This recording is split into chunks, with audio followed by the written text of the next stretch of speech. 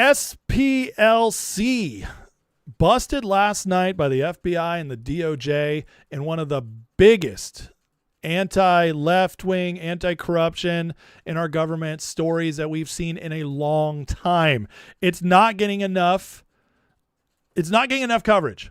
For one, the left-wing media, the Mockingbird media, they don't want us to really know about this because it's very detrimental. It's the kind of story that seeds doubts in the institutions. They don't want that. But this is the beginning, because the SPLC is it's like one of the venerated institutions of the left. And for Kash and Todd Blanche and them all to go after it is a big freaking deal.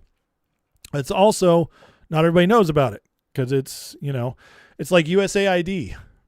Very few people knew about it until they took it away. Nobody really knew what it did. You might have heard about it at some point. It's like the political junkie kind of stuff, but it matters. And this is a massive story. So Data Republican who, listen, if you're on X and you're not following Data Republican, what are we even doing here? What are we even doing? This woman who is deaf and mute and autistic is also one of the most excellent researchers that's ever been born, at least in modern times. This woman is incredible. And every time she puts stuff together, she got receipts. And she has yet to be proven wrong on anything I've ever seen her do. But she goes on a deep dive on SPLC. And this is just wild. So this is how the Charlottesville rally and SPLC birthed an entire $1 billion plus democracy ecosystem. 11 federal counts, wire fraud, money laundering, conspiracy. Here's what SPLC headlines are missing. The indictment describes paid informant and leadership chat that planned Unite the Right. The informant helped coordinate transportation to the rally at SPLC's direction. There is one publicly identified organizer whose documented role was transportation coordinator. His Discord posts about running over protesters were made 28 days before Heather Heyer killed in a car. Indictment says postings were made under supervision of SPLC. Charlottesville then became the founding event for a $1 billion political machine. It's even the reason Joe Biden said he ran, because of the stupid Charlottesville hoax. The fine people hoax, as Scott Adams labeled it. God rest his soul. I miss Scott, man. I miss him so much. SPLC installed itself as the machine's definitional gatekeeper. I report, you draw your own conclusions. As always, patience as I pull off the thread, but just crazy. And this is long, so I'm just gonna do the abridged version. If you really want to dig into all of her stuff, please go to her page on X. But let's get down to some of this meat here. Charlottesville became the single most consequential founding event in modern American political infrastructure. Every one of these organizations says in their own words they exist or were transformed because of August 12, 2017. They used this staged white supremacist event, mingling with the people, where they tried to get Trump on it and turn the whole nation against him, try to prove that he's a white supremacist Nazi using Charlottesville. This is a big freaking deal. Stand Together Knox says August 12th was a tipping point. Koch, Soros, Ford, ADL in one coalition because of Charlottesville. Did you see this? The Koch brothers and George Soros together. Koch brothers, major funders of Republicans for decades. The uniparty Republic, crazy left. Why are these guys in bed together? Oh, but Trump is one of them. Trump, he's just... Nothing is ever going to be good, guys, because Trump is actually the real bad guy. Obama was bad, sure, but Trump is worse. He's a technocrat globalist, even though they all hate him. Don't ask me to explain it. I can't. I just know. Thank you, Whitney Webb. ADL founded Communities Overcoming Extremism, the After Charlottesville Project, Anti-Defamation League. Listen First Project. Tragic events in Charlottesville, Virginia compelled Pierce to leave his marketing job and invest full time. First event, Listen First in Charlottesville. This is crazy. I mean, I had no idea all these groups built off of it. Integrity First for America founded 2017. Single purpose. Sue, unite the right organizers. Backed at founding by LinkedIn's Reid Hoffman. Reid Hoffman backed.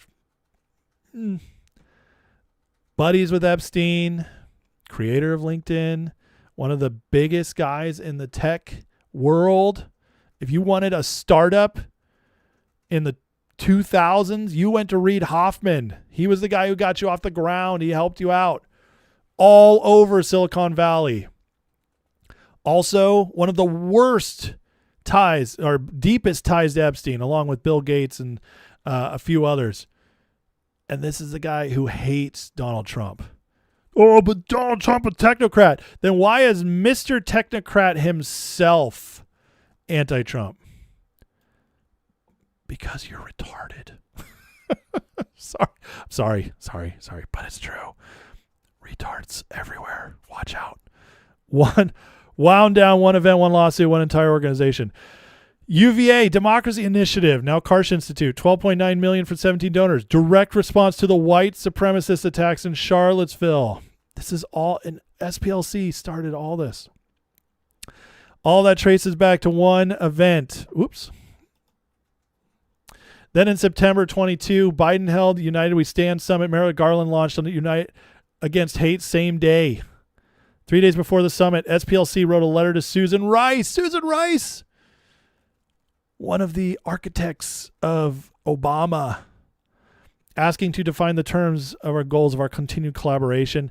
Ecosystem listened. National Civic League webinar, Mapping America's Healthy Democracy Ecosystem. Over 10,000 organizations cataloged. Crazy. I don't have time to, sorry, we don't have time to go through all of it. And listen to the clip, but org that defined who as a hate group asked the White House to make that role permanent. That org set the standards the entire ecosystem adopted, is now charged with paying the people it was tracking. The org whose informant was allegedly in the planning chat for the event and justified building the machine raised $132 million in the fiscal year, include Charlottesville. Southern Poverty Law Center sitting on $477 million. These are some of the worst people in the world, especially in America. This is insanity. I mean, it's one of those, once you see it, you can't unsee it things. Data says at the end, we need to ask if the organization at the center of America's entire post-Charlottesville democracy infrastructure had a supervised informant, or worse, agent provocateur, inside the event justified building that infrastructure. What does that make that infrastructure? Fraudulent. This is crazy stuff. Crazy stuff. SPLC and this whole white supremacist psyop they constructed. I mean, who was afraid of white supremacists in the 90s? Do you guys remember that? I don't remember it. I remember it being like a fantasy joke, in movies. It didn't come about till Obama. And this is why. Pit them against each other, pit them against the American people, and radicalize your side more and more. And the SPLC was the head of this snake of all these organizations. Think of all these organizations, all the money they put together, all the organization, all the volunteers, all the people they reached. They single-handedly since 2017 probably helped indoctrinate and radicalize 1 million people or more. That's what a big deal it is going after the SPLC. Thank you, Data Republican. You are the best. Here's Kash today, the day after getting the SPLC. Money doesn't lie. The charity that supposedly fought the Klan funded the Klan. The charity that supposedly fought neo-Nazis funded neo-Nazis. The Southern Poverty Law Center ran a methodical, calculated scheme to defraud their donor base of $3 million and lied to them and used an illicit banking structure system to create shell companies to hide their money and who it was being sent to, specifically for the reason to sow discord and hate into our society. This is the ultimate definition of hypocrisy. And if you look at the indictment produced by the Department Fund, at least 8 hate groups they supposedly wanted to take out, but they were paying the very villains of our society they supposedly wanted to protect us from. So crazy. You know, when you think to yourself in your day-to-day life, like, most Americans are cool. You can hang out with them. They get along, on a one-to-one basis. And then you see what's on the news, and you see the insanity, and you see the crazy people doing stuff, and you see how they treat each other, and it's like, where's all this coming from? Now we know. We were trending away from hate. Like the 80s, the 90s, early 2000s, America was, for the most, we always had disagreements. Don't get me wrong. There was always crazy people. Nothing like today, though. And you know what they always blame? They always blame the internet. And don't get me wrong. There's some truth to that. A little bit. There's a little bit of truth to that. But it's how they use the internet, how they use the algorithms that really is the problem. And social media is actually a much worse culprit than the internet in general. But you know why they would attack the internet in general? They wanted you scared. Why? Because the internet is where we got free to find knowledge. The internet made it so they could no longer hide anymore. And they were scared of us using it. They wanted us to distrust it. No. Come back into your living rooms. Come back and watch ABC nightly. Come back and watch CNN. You can't believe what you find on the internet. No, sorry. And we're at the point we are now. Elon set X free, and now it's the best place. But it's not like information wasn't getting out there before. It just wasn't as fast and as accessible. You had to go, a little more deep diving. You had to work a little harder. So less people did it. It was still out there. And they didn't want anybody finding it out, though. And so it's been slowly whittling away at them. But now that it's mainstream to be able to get information, good information, easily. Now that it's mainstream, that psyops don't last more than a couple hours sometimes. They get struck down almost immediately. Fake stories they're debunked so quick. It's wild. Now that that's mainstream, guys, we're never going back. Do you understand that? Like, the cat has been let out of the bag.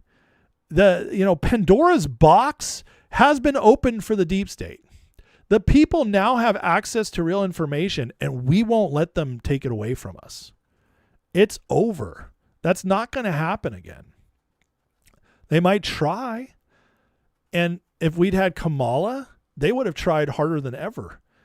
And they might have had some temporary success, at least beating it back. But there's too many people awake now. We would have had a revolution at some point. It might have taken 20, 30 years, but we'd get there. Kamala would have ruined us completely for a time. Absolutely. But now that we got 4 more years of Trump and more people are awake and more things have been rolled back, more freedom has occurred, they can't undo this. Now they're going to raise hell. And if by some way they dupe enough people in 2028 to take back this country, which I don't see happening, but if they somehow did, what they will do is they will stage their own revolution. It won't be a peaceful government that just comes in and does a few more regulations here and there.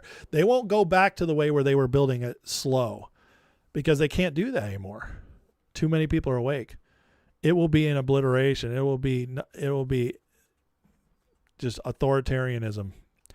It will be what just happened in Virginia, when Spamberger, the moderate, came in and just brought in one of the most radical leftist agendas in the first 90 days that we've ever seen and completely changed that state.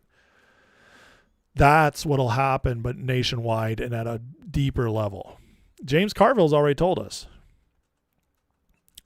But we'll fight back, and it'll get bad. I think if the Democrats come in 2028 and the push they make, if they do what they're saying they're going to do, there's going to be a civil war of some sort. It'll get gross because there's too many people awake to accept it now. So, but I don't think we're going to get there. I don't. I'm much more hopeful than that. I think what Trump is doing is setting the stage so that we don't go back, and instead We just keep moving forward for years to come, and weed them out. But look at the crazy stuff this place was doing. The indictment against the SPLC alleges they created a sole prop called Center Investigative Agency, also known as the CIA. They created their own CIA. That's just wild. Democrat panic over FBI Director Kash Patel hunting their criminal behavior is making more sense by the minute, says Dilly. Look at the New York Post headline. Southern Poverty Law Center backers include Soros, J.P. Morgan, George Clooney, and OpenAI. Oh, that's interesting. Crazy who's all in on this. No wonder. This was one of their pet projects, making a lot of problems. Nick Fuentes, look at old young Nick here. This is when he was discussing going to Charlottesville for the Unite the Right rally. What we're doing with Unite the Right is let's put every important person in our movement in one place, and everyone sees us as a... Remember when the indictment said a certain someone was paid to bus people in, bring people into the Unite the Right rally? Yeah. I'm 95% certain it was Nick. Sorry, Groypers. Oh, did I hurt your feelings?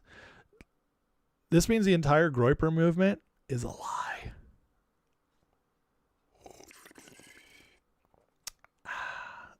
I like that one. I hate the Groyper movement. I don't hate Groyper people on an individual basis. They've just been deceived, but that movement is pure evil. Pure evil, ruining young boys. Political left is responsible for the American race relations. We talked about this a little bit last night. Well, now I got some data to back up what we talked about. They use their proxies and organizations like BLM and SPLC to generate fake controversies and media monopoly to spread these stories. They use their influence over corporations and universities to discriminate using affirmative action DEI. Result, a more divided America. There should be accountability. Modern racism is largely the fault of the left. Time to be honest about it. Look at this. The frequency in popular U.S. newspapers, racist, and racism. There's a frequency of how these words were used. Look at the 80s and 90s. There's a little bit of a bump in the 90s, probably when rap music was like at its peak, which was another CIA creation, hip-hop. But look at how low it was in the 80s when The Cosby Show was the #1 show in America. Bill Cosby did some bad stuff, but he did defeat racism for a whole decade. You got to give that to him. Early 2000s, somebody mentioned that. It went to its lowest point during the Bush era. Oh, and then Obama comes in right here. Right there. And look at that. Obama, hope and change. You know what he brought about? Racism, communism, leftism, gayism, fagism, all the isms, retardism. That's what Obama brought in, and that's insane. We were a healing country. We had almost completely healed race relations. Obviously, there were pockets. Don't get me wrong. There's always been racists, and there always will be, okay? There's always going to be idiots. But as far as a nation is concerned, we had almost fully healed from the civil rights era. And Obama undid all of it. Well, not all of it, but he undid a large portion of it. And look how crazy it's gotten again. I mean, anyways, I don't know if I want to do that on YouTube, but we might have to have a members live on Rumble sometime where we go deep into the race stuff. It's but yeah, it gets very controversial. More exposure coming for ActBlue as well. It's all happening at the same time, whether, SPLC, ActBlue, so on and so forth. ActBlue's magic mortgage scandal is bigger than anyone imagined. I'm Sean Taylor, former assistant police chief in Tennessee, owner of FTG Solutions. We've uncovered hundreds of billions in suspicious loans funneled through NGOs straight into the DNC and every radical left cause.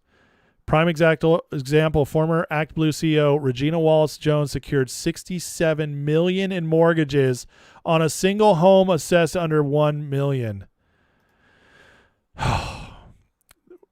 Got to get the pocketbooks, though, guys. That's how we do it. We have to take out their money. And this is what makes Trump so smart and how he's dealing with this. You know, you take out the money, it all starts fizzling away, and then you can get the people at the top once you've got all the transactions, everything recorded, and then the indictments come, just like what we just saw happen yesterday with the SPLC. That will happen.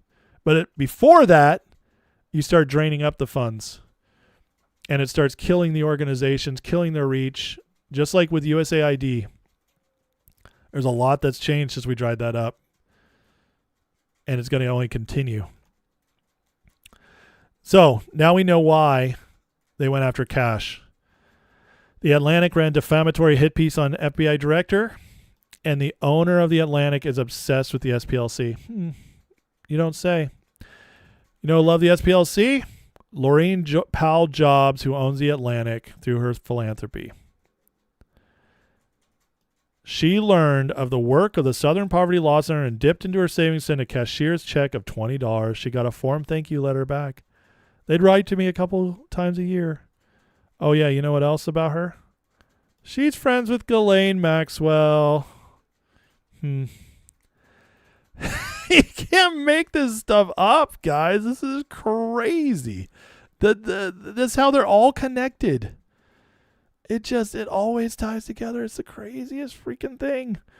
So, John Solomon now reporting, predicting the SPLC case is only the beginning of what's coming from this DOJ. I'm not going to play this clip today, as it's 3 minutes, and I still got much more to do. But he does say, I think we're about to enter into a period of MAAA, Make America Accountable Again. I think with Pam Bondi moving aside, speed at which Justice Department will move on things they've been working in the system for months is picking up.